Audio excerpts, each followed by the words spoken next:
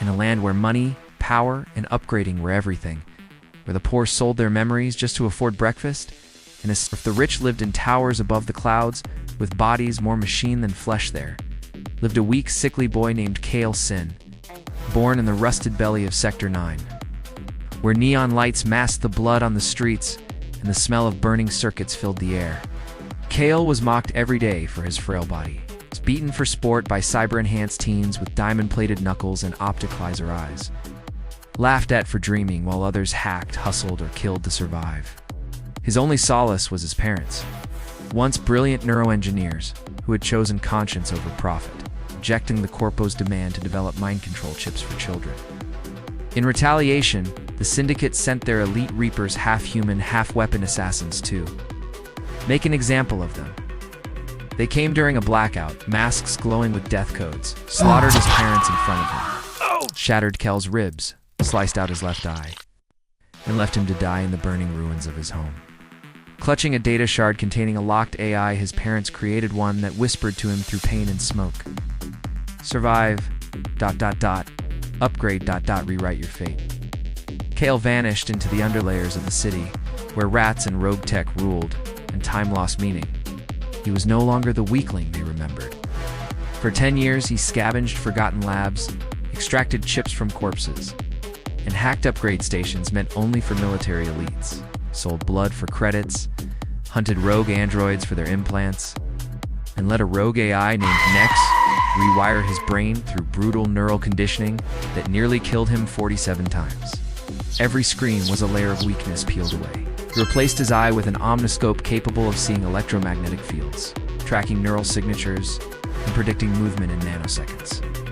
He embedded anti-gravity stabilizers in his legs, plasma boosters in his spine, and laced his nerves with quantum circuits, giving him reflexes faster than bullets and strength to crush steel. He installed a hybrid soul core, the first of its kind, allowing him to interface with any machine, control drones, override surveillance grids, and even shut down hearts with a flick of thought.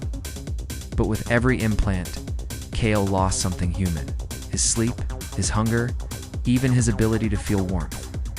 He became a ghost in the system, a legend whispered through encrypted forums, the Chrome Phantom. He started small, hitting illegal upgrade labs, crashing black markets, tearing down chip trafficking rings, but his kills were always targeted. Each was connected to the Syndicate. Each step, a brick in the road toward vengeance. Then, the day came. Kale re-emerged into the upper sectors, masked in obsidian nano-armor, flying a rogue AI ship powered by a dark matter engine he built himself. Rich with stolen crypto vaults and hunted by every bounty system across the globe, he didn't care. He was ready. He infiltrated Arcadia Primed, the floating city of the elite, disguised as a techno-god for a cyber gala. He didn't care. He was ready.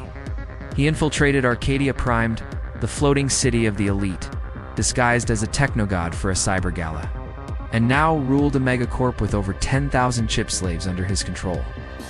Lyra Hess, the girl who humiliated him on stream, and now ran the planet's largest memory trade network. And Zorik, the Reaper commander, now guarding the Corpo Lords themselves. Kale tore through them all with terrifying precision. He hacked their implants mid-combat, turned their limbs against them, and shattered their arrogance with one whispered phrase: "Do you remember Sector 9?" before reducing them to digital ash. His battles became broadcast across pirate networks, inspiring rebellions in chip-controlled zones. Drones couldn't stop him. Armies couldn't catch him. Kale didn't just want revenge. He wanted to collapse the entire system. And he did. He uploaded a virus called Nemesis, created from his parents' final AI project, into the central upgrade network, causing every control chip worldwide to melt and every corporate AI to crash. Cities fell into chaos, slaves were freed, and the power hierarchy was turned to rubble. As the world recalibrated, Kale stood on the edge of a broken spire, his silhouette outlined by electric storm clouds. His body more code than flesh, his eyes twin furnaces of vengeance and grief. Children with mechanical limbs stared up at him in awe. Revolutionaries knelt. The Corpos cursed him as the end of order, but to the people, he was proof that the broken could rise. That weakness could evolve. That pain could be weaponized. In one last message, transmitted globally through every screen, Kel's voice rang out. They called me worthless, weak, a joke. But I upgraded every scar, every wound, every memory. And now, I am the future.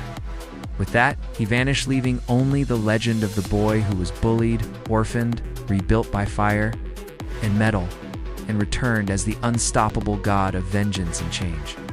The Chrome Phantom is the ghost who rewrote the world. And if Chaos rise from broken bones to a god made of steel and vengeance, left your heart racing and your mind spinning, then don't just scroll away, smash that like button, subscribe to the channel, and hit the bell so you never miss the next story that breaks reality and bends the rules of power. Because in this world of shadows, circuits, and survival, every tale is a revolution waiting to spark. You can trust me, you don't want to be the last one to upgrade. So stay tuned, stay sharp, and remember the future belongs to those who refuse to stay weak.